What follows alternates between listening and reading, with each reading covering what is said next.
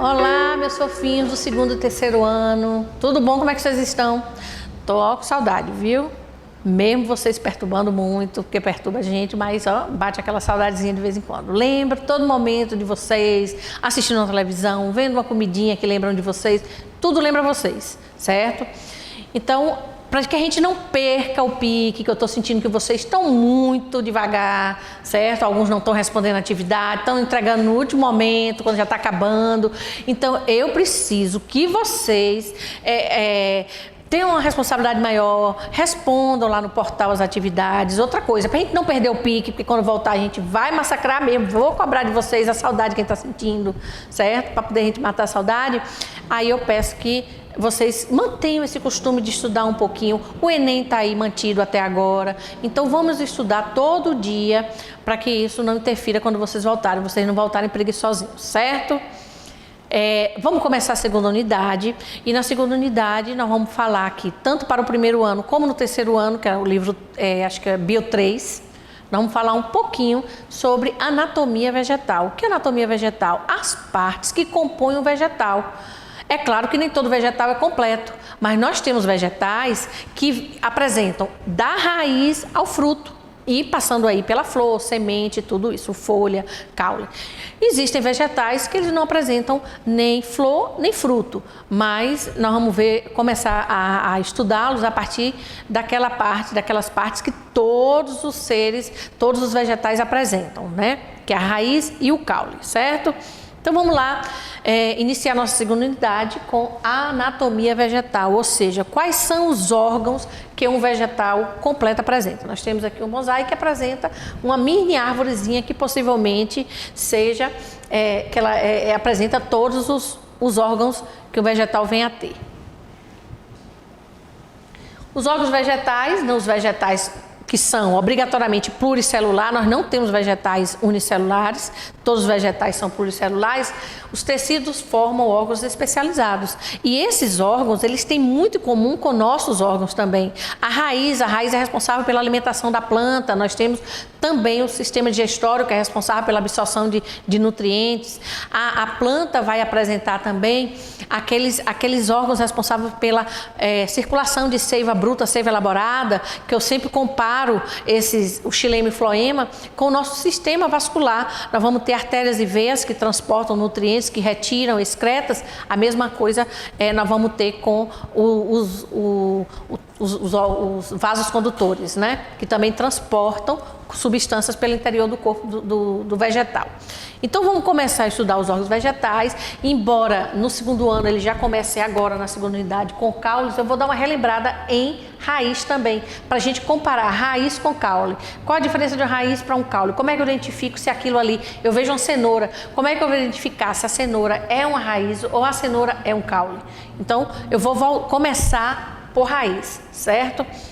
Então nós vamos ter aqui em um vegetal completo, aquele que contém todos os órgãos, a raiz, o caule, a folha, né, que são órgãos de vida vegetativa, responsáveis pela nutrição da planta. Embora a gente vai ter também reprodução feita por folhas, existem folhas que você pode plantar e a folha origina uma nova planta, certo? Eu estou em casa agora com algumas folhas que eu plantei e esperando que com essa chuva aí ela consiga nascer.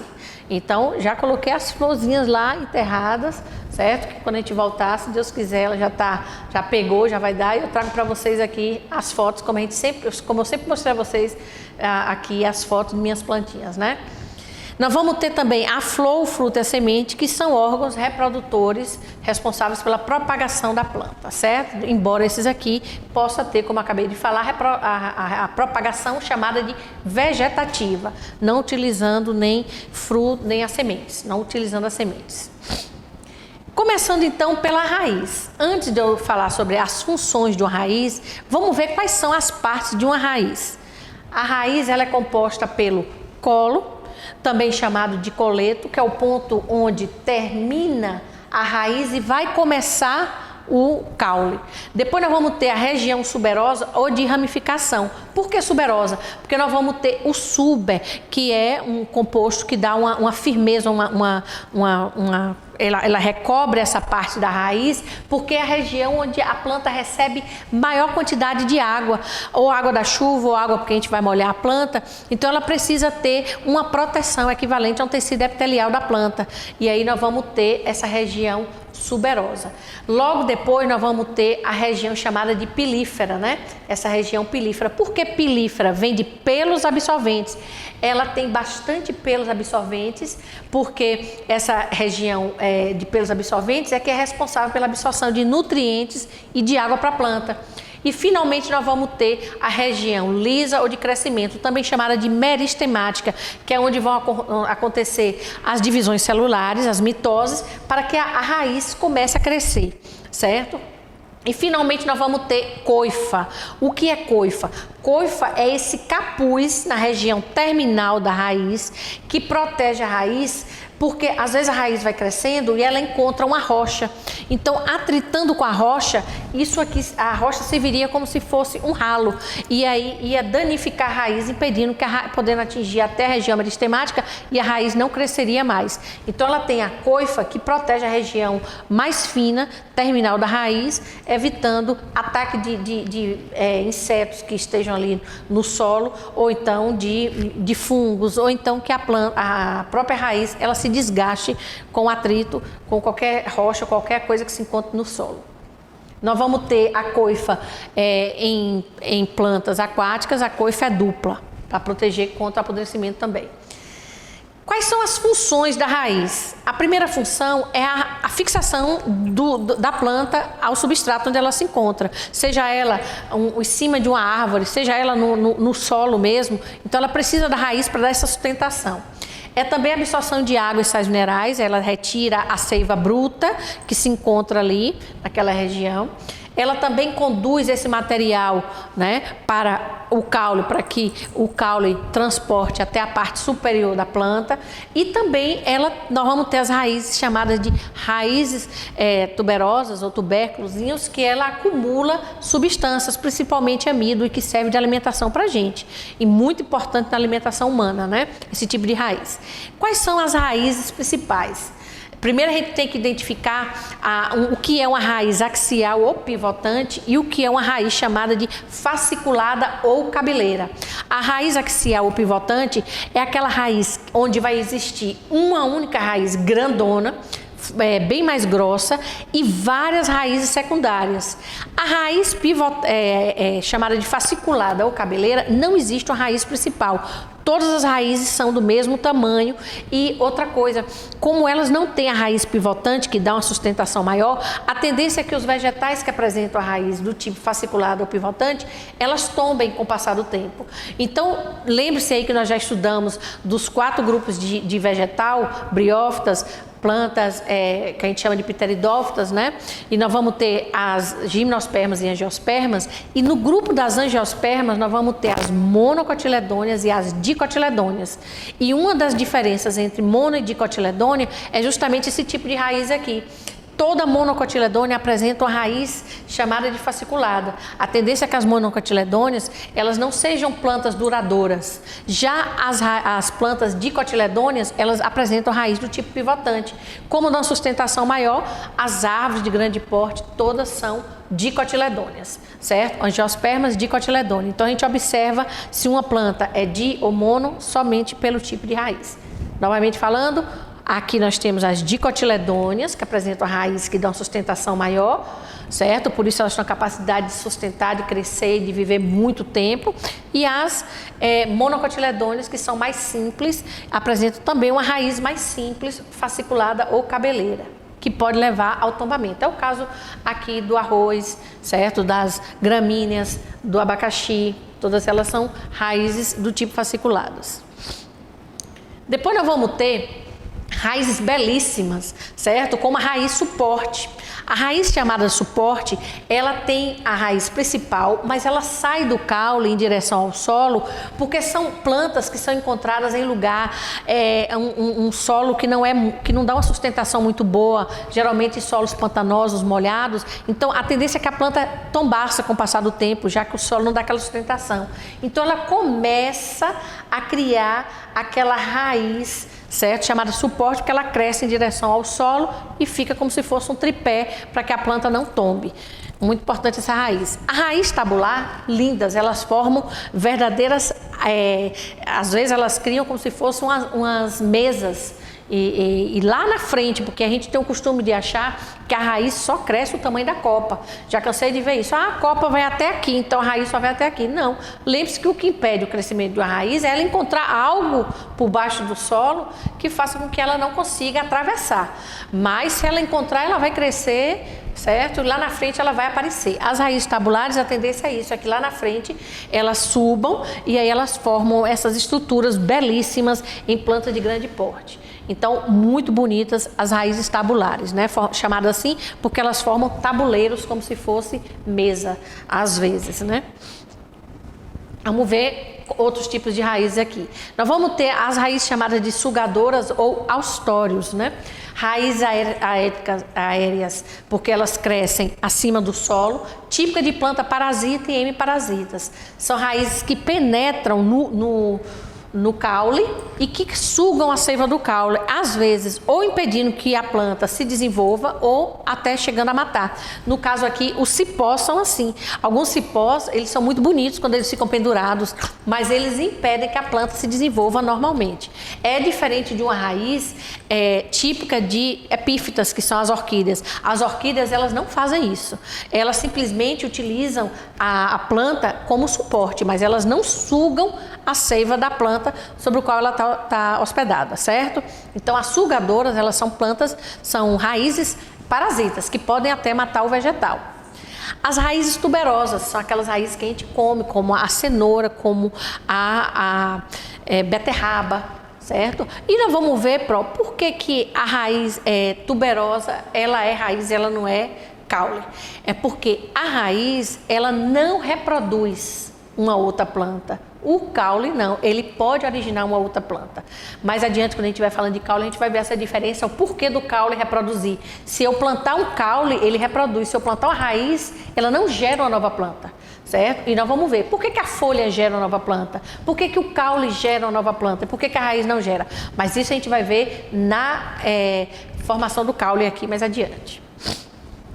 Nós vamos ter as raízes escoras, já falamos aqui, também chamadas de suporte, é porque as raízes escoras, elas geralmente aparecem também em plantas que tem, como nós temos áreas de mangue, né, apresenta esse tipo de raiz. Os pneumatóforos também de mangue. O pneumatóforo são raízes que elas crescem em direção ao solo e elas apresentam. Por quê? Porque elas crescem em direção contrária ao solo, subindo, porque elas vivem em ambientes muito ricos em gás carbônico, por exemplo, os pântanos, os mangues. Então, é muito rico em matéria orgânica, em decomposição. Como elas não encontram o oxigênio que elas necessitam, elas sobem e ficam parecendo uns buraquinhos assim, ó, uns gravetos para cima, né? Utilizando o oxigênio do ar, ao invés de utilizar o oxigênio do solo. Lembrando aqui a vocês que as raízes, elas têm o que a gente chama de geotropismo positivo.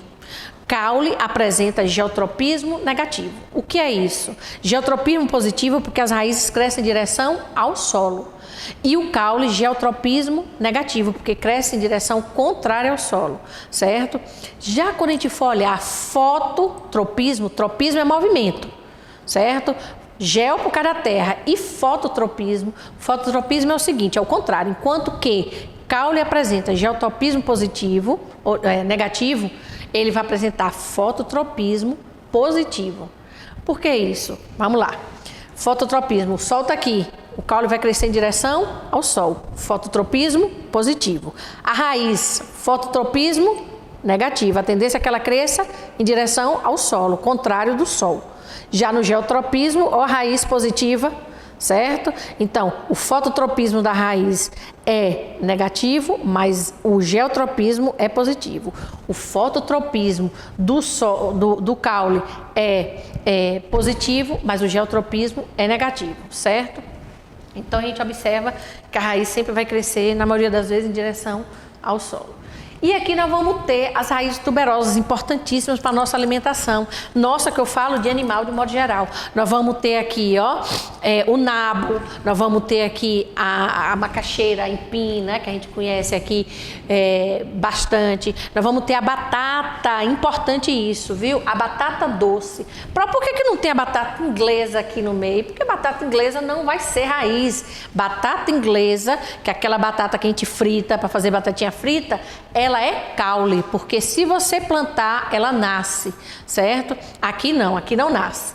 Nós vamos ter a cenoura, que é uma raiz, né, tuberosa também. Então, lembrando que a diferença de raiz para o caule é que a raiz não germina, não origina uma nova planta, enquanto o caule sim. Pronto, terminando raiz, vamos agora partir para o que vocês começam mesmo no capítulo 8 de vocês, né, do livro de Bio 2, o livro 2 também, Bio 2, viu? Que é caule. Eu comecei com raiz para vocês compararem raiz com caule e ver a característica importante de caule. Qual é a função do caule? Primeira função do caule é sustentar a copa das árvores. Por quê? Porque a copa das árvores ela é fundamental, já que as folhas são responsáveis, dentre outras coisas, pela transpiração e pela realização da fotossíntese, certo? Então, é preciso ter um órgão que sustente tudo isso. E esse órgão que vai sustentar a copa, formado pelas folhas, pelo conjunto de folha, vai ser o caule. Também transporta seiva elaborada e bruta. Lembre-se que nós já falamos que existem 2 vasos condutores de seiva. A seiva bruta, que é aquela seiva formada por água e sais minerais que está lá no solo, ela tem que subir para chegar até a copa das árvores. Como é que ela sobe? Através dos vasos chamados de xilema. O xilema se situa no interior, certo? Lá na profundidade do caule. Já a seiva é chamada de seiva elaborada, porque é elaborada porque ela é produzida quando a planta realiza a fotossíntese, que ela é produzida na parte superior da planta, ela vai, a seiva elaborada vai ter que descer para fornecer a glicose que vai gerar energia para que a planta possa sugar a seiva bruta. Como é que essa seiva desce? Através do que a gente chama aqui dos vasos floemáticos ou floema, que eles são mais superficiais aqui, eles estão mais na parte superficial da planta. Lembre-se que eu falei para vocês do anel de Malpighi, se eu por acaso eu quiser matar uma planta ou quiser, sem querer, eu pegar e começar a desenhar nessa planta aqui, nesse caule, eu posso chegar a destruir aqui uma parte onde contém a floema e a planta pode morrer. Certo? Porque não vai ter como a seiva elaborada descer e chegar até as raízes para que ela tenha a energia da glicose suficiente para poder absorver a seiva bruta. Então, transporta a seiva elaborada e bruta, é responsabilidade do caule, e realiza a integração de raízes e folha. Essa questão também de que folha realiza a fotossíntese e de que raiz vai absorver o composto necessário, que é a água, principalmente, para que a folha possa realizar a fotossíntese. Então, tem que ter integração. Aqui, absorve água e fornece água para a folha. A folha usa a água, usa o gás carbônico que vai retirar, por isso que as plantas são ralos, né, do ambiente, porque elas puxam o gás carbônico que é ruim e realizam a fotossíntese, e na fotossíntese elas produzem a glicose que vai fornecer energia para que a planta cresça. Essa glicose a planta vai utilizar porque ela precisar, para ela crescer, para ela lançar mais folha, para crescer o caule, tudo isso. Certo? O caule dificilmente realiza fotossíntese. Geralmente ele só realiza fotossíntese quando ele é herbáceo, quando ele ainda é pequeno, certo? Caules de pequeno porte. Caules grandes, como tronco, eles não têm mais como realizar fotossíntese. Dando continuidade aqui, vamos ver o porquê do caule poder reproduzir, certo? O caule apresenta o que a gente chama de gemas, e são essas gemas que reproduzem. Eu vou na casa de vocês e vocês cortaram cortaram uma roseira, e aí eu peço a vocês um pedaço do caule, velho, não tem folha, não tem nada. E eu chego com esse pedaçozinho assim e enterro na minha casa, e dali vai nascer uma roseira. Por quê? Porque no caule nós vamos ter gêmulas que nas raízes não tem. E dessas gêmulazinhas é que vai originar uma nova planta, certo? O caule também apresenta nós, e nós vamos ver aqui melhor, porque aqui ficou pequenininho, mas nós vamos ver em uma outra nos tipos de caule aqui, nós vamos ter os colmos, e nos colmos dá pra gente ver bem, no caso da cana-de-açúcar, dá pra gente ver bem os nós e os entrenós, que são partes também que compõem o caule, né? Quanto à consistência do caule, ele pode ser classificado em herbáceo, quando for um caulezinho que você pode quebrar até com a mão, como uma plantinha, uma grama. Ele pode ser sublenhoso, quando ele já tem um tamanho maior, como um pezinho de acerola, mas ele pode ser lenhoso quando ele é bem firme, bem resistente, formado por um tronco bem resistente, como é o caso de uma mangueira. Certo? Isso aqui é a consistência do caule. A tendência é que o caule inicialmente, todo caule, ele seja herbáceo, né? Depois é que ele vai, nós vamos estudar histologia também vegetal mais adiante, é que a gente vai ver como é que ele vai ficando mais grosso, vai sofrendo essa diferenciação celular e vai formando os caules mais grossos através do meristema primário e meristema secundário dos vegetais. Então vamos ver ali quais são os tipos de caule. Nós vamos ter caules aéreos. Claro, caule, a tendência é que ele cresça acima do solo, né? Então os caules aéreos, eles podem ser rastejantes, trepadores ou eretos, né? Os rastejantes, o nome está dizendo, ó, estolhões, porque eles vivem aonde são encontrados assim em cima do solo. Eles não crescem assim muito alto, mas eles ficam em cima do solo. É o caso, nós vamos ver aqui de melancia, todas as cucurbitáceazinhas.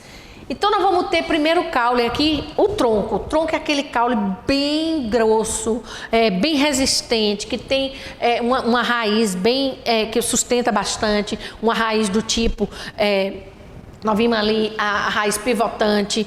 Então é um tronco, já dá uma sustentação maior, né? Dá o caule. Depois nós vamos ter a estipe. Estipe é um caule muito cobrado em vestibulares, né? Digamos em Enem, em concursos. Por quê? A estipe ela tem uma característica, ela só apresenta as folhas na parte superior. As folhas se abrem, toda palmeira é assim.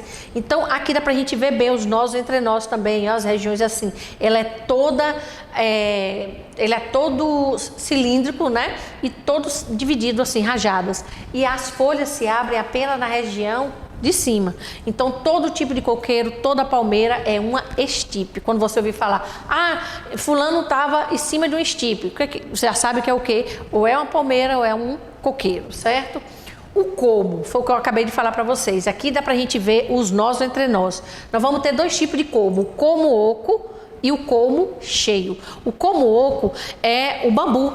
Né? O nome está dizendo, o bambu no meio ele tem, isso não torna frágil não, viu? Muito pelo contrário, o bambu é muito resistente, mas dentro do bambu, no centro do bambu, ele tem uma região espaçada.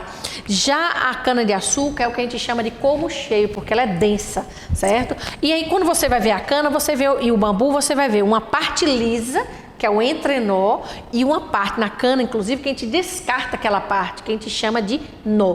Aquela parte que tem o nó é a parte reprodutiva, que vai plantar uma nova cana, certo? A gente descarta. Para a gente chupar não serve, porque ela fica mais dura, onde ela concentra, né, uma quantidade maior também de glicose. Depois nós vamos ter o caule do tipo haste, que é um caule frágil, pouco consistente, até o vento mesmo pode tombar o caule do tipo haste, né? Geralmente ele é verde, em plantas de pequeno porte. E nós vamos ter os caules rasteiros, chamados de estolhos ou estolhões. É o caule, por exemplo, do chuchu, é o caule, por exemplo, da melancia. A gente tem que agradecer que a melancia não dá em árvore como o caso da jaca, né? Porque você imaginou você estar embaixo de uma melancieira e cair uma melancia na cabeça e ia matar a gente. Então a melancia, ela dá aonde? Sobre o solo. Por isso que às vezes quando a gente vai comprar melancia tem uma parte meio amarelada. Né? É a parte justamente que ela fica em contato com o solo, certo? Nós vamos ter morango, nós vamos ter abóbora, todas as cucurbitáceas aí apresentam esse tipo de caule, né? Melão. Rizoma, porque que eu repeti sem querer, rizoma. Rizoma é um caule curioso. Por quê? Porque quando a gente vê uma bananeira e a gente sabe que a bananeira tomba, se você não cortar ela vai cair. A bananeira, na verdade, ela não tem caule, ela tem folha. É como o charuto. O caule da bananeira são as folhas que se enrolam, certo? Ela é chamada de rizoma por isso. Então ela se enrola e vai formando como se fosse um caule, certo? A bananeira a parte acima do caule do solo são as folhas. Depois nós vamos ter tubérculos. Tubérculos são caules que armazenam substância de reserva, principalmente amido. A batata inglesa, lembra da batata inglesa? Aí agora é diferente da batata doce. A batata inglesa é aquela batata que a gente frita, certo? Aquela batata que a gente usa fritando. Se você quiser plantar batata, você escolhe aquela batatinha pequena, mais deformada, pronto, ali já vai nascer um novo pezinho, né? Nós vamos ter o cará, o inhame, todos esses são tubérculos. Depois nós vamos ter um caule muito curioso, que é o bulbo, né? São caules curtos e arredondados, onde nós vamos ter o que a gente chama de prato, que é o caso do bulbo. Aqui nós vamos ter a cebola, o alho, o lírio. O lírio, quando você cava no solo, você vai ver que ela tem tipo uma batata assim. E ali dentro, nós vamos ter o caule também, começa dali, né? Aqui a cebola, o que a gente vê em volta dela são folhas, certo? Em volta da cebola.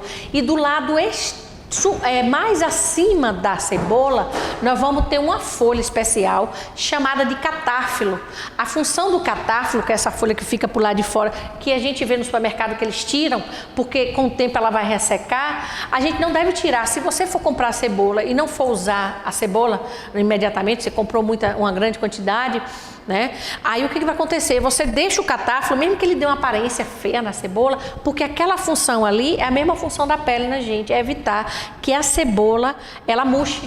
Se você tira aquela partezinha protetora dela, ela vai murchar com mais facilidade, certo? Então deixa os catáfilos da cebola para que ela reproduza, ou para que ela não resseque. O alho, você vai ver que quando você tira os dentes do alho, que são folhas também modificadas, você vai ter uma partezinha durinha assim, ó. Aquilo ali é o caulezinho do caule, do alho. Depois nós vamos ter os caules aquáticos, o nome está dizendo, ele se desenvolve aonde? Na parte onde tem a água. Por exemplo, nós vamos ter a Vitória Régia. A Vitória Régia, a gente só vê a folha que fica do lado de fora. Aquela parte única ali é uma folha que parece uma bandeja, mas nós vamos ter o caule e nós vamos ter a raiz ali, daquela que vai prender a Vitória Régia. Embora ela pareça que está solta, porque ela fica assim, ó, sendo levada pelo movimento da água, mas ela tem uma raiz que vai fixar e ela tem um caule modificado aquático. O caule aquático geralmente é mais tenro, é mais molinho, bem túrgido, bem cheio de água, né? Nós vamos ter os aguapés, que são plantas que são encontradas também em riachos, em rios, beira de rio. Agora, os caules apresentam modificação, mesmo porque, como eles ficam acima do solo, eles têm que apresentar algumas modificações que o protejam. Por exemplo, ele fica muito exposto a nós e aos demais animais. Então, as formigas, o gado que vai comer a planta. Então, ele precisa ter modificações que evitem que eles sejam, digamos assim, destruídos, né? Ou sejam atacados. Os espinhos e os acúleos. A gente atrapalha espinho com acúleo. Qual é a diferença? Os dois são folhas que se enrolam, certo? No caule, que partem do caule, essas folhas se enrolam com a função de tornar esse caule pontudo e evitar que os animais comam. A diferença é que os acúleos, eles partem do caule, né? E os espinhos, eles se soltam. Por exemplo, as rosas têm acúleos, certo? Elas se destacam, desculpa, eu atrapalhei aqui. Os acúleos, eles se destacam, os espinhos, eles partem, né? Não se destacam com facilidade, como o caso do pezinho de limão. No limão nós vamos ter espinhos, porque se você for tirar o espinho do limão, que é um espinho assim, nem é muito duro, mas ele é grande, na hora que você for tirar, você arranca um pedaço do caule, porque ele parte diretamente do caule. No caso da roseira, nós vamos ter acúleos, porque quando a rosa está verde, não, mas quando a rosa fica mais velhinha, que você já deixou no jarro um pouquinho, você chega no espinho assim, ó, basta você destacar que o espinho sai facilmente. Então ali são acúleos. Os dois têm a função de proteger contra o ataque de predadores e são folhas que se enrolam, tanto o acúleo como o espinho. Depois nós vamos ter as gavinhas. Por exemplo, uma parreira, que é um pezinho de uva, certo? Ela vai crescendo e a gente sabe que se eu plantar uma parreira, eu vou ter que colocar algo para sustentá-la, assim como o maracujá também a gente coloca, né? Aquelas partezinhas para ele começar a enramar.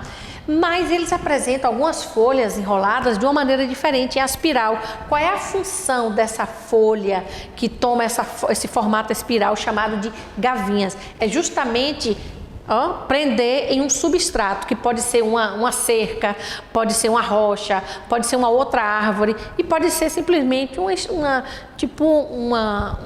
alguma coisa de madeira que eu coloque para que elas cresçam e ramifiquem ali, certo? Então são folhas que se enrolam para poder ajudar a planta a fixar um substrato.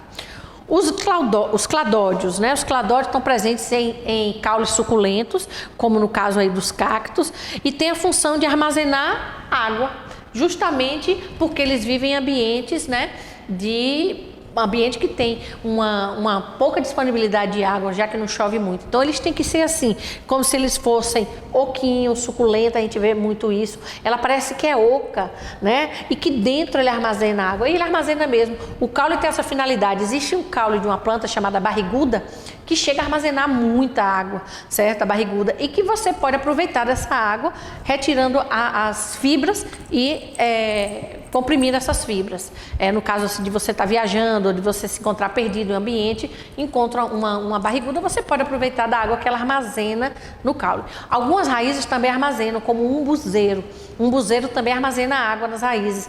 As raízes do umbu, né, do pezinho de umbu, ele tem uma batata, e aquela batata ali, inclusive os viajantes utilizam da água, que na verdade não é uma água como a gente vai, é uma água rica em sais minerais, ainda é melhor, porque é um Gatorade natural, eles utilizam para cozinhar, utilizam dessa água para cozinhar, certo? Alguns caules também têm essa capacidade, e os caules que armazenam água são chamados de cladódios. Então, com isso a gente acaba nossa partezinha relacionada à anatomia hoje, mas nós vamos continuar com folhas, com flor, com sementes, com raiz ou com frutos no outro encontro. É bom que aí eu tenho mais oportunidade de falar com vocês, né, e matar um pouquinho a saudade, mesmo que a distância assim. Se cuidem, usem máscara se tiver que sair de casa e vamos continuar em casa mais um tempinho. Falta pouco agora, se Deus quiser, para a gente voltar à nossa vida normal, certo? E a gente se encontrar. Não percam o costume de estudar, porque a vida da gente vai voltar ao normal, certo? A gente pode até voltar diferente, melhores, mas nós vamos voltar a estudar, certo? Amo vocês. Um beijo.